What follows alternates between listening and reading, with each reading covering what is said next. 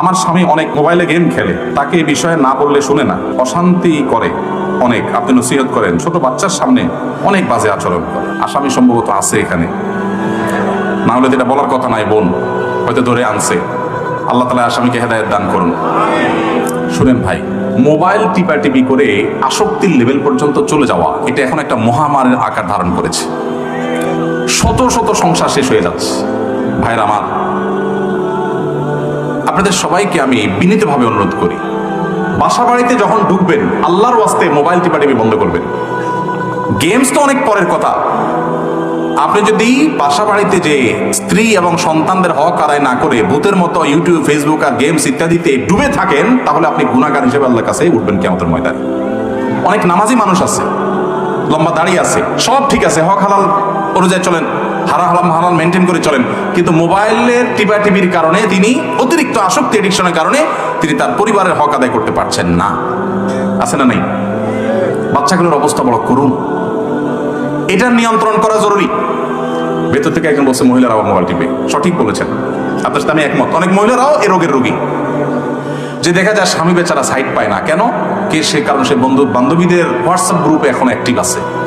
সে এখন কোনো রান্না বাড়ার ভিডিও দেখতেছে, সাজগোজের ভিডিও ইউটিউবে দেখতেছে, এত এঙ্গেজ যে স্বামীকে সময় দেওয়ার সুযোগ নাই, সন্তানকে সময় দেওয়ার সুযোগ। মোবাইল টিপতে টিপতে বাচ্চাদের মুখে খাবার দিচ্ছে। পুরুষরা হোক মহিলারা হোক, যেই করুক না কেন, এটা খুবই জঘন্য একটা কাজ। বেশিরভাগ লোক বাসায় ঢুকতে ঢুকতে মোবাইল টিপতে টিপতে ঢুকে, আবার বাইরে আসা মোবাইল টিপতে টিপতে বাইর হয়। এটা কোনো জীবন না ভাই। আমি বেশ কিছুদিন অফিস থেকে আসার পর গাড়িতে মোবাইলটা রেখে গ্যারেজে, তারপরে গাড়ি লক করে তারপর বাসায় যেতাম। বাসায় মোবাইল নিতামই না। অবশ্য পরে এটা ধরে রাখতে পারি নাই, কিন্তু চেষ্টা করি এখনো পর্যন্ত যে সব ঝামেলা শেষ করে, প্রয়োজনে বাসা ঢুকার আগে কাজ ঝামেলা শেষ করে এরপর মোবাইল চার্জে বা অন্য কোথাও দিয়া ফ্যামিলিকে যতটুকু সময় দেওয়া যায়। আমি এর আগে বিভিন্ন সময় বলেছি, এই শীতের মৌসুমে আমি দিনে কমপক্ষে 1 ঘন্টা ছেলেদের সাথে ব্যাডমিন্টন খেলার চেষ্টা করি। আলহামদুলিল্লাহ, কমপক্ষে 1 ঘন্টা। আমার একটা ক্ষেত আছে ঢাকায়, 18-19 আইটেমের সবজি করি আমরা। নিজের হাতে আমরা এই ক্ষেত কোপাই বাচ্চাদের সাথে নিয়ে।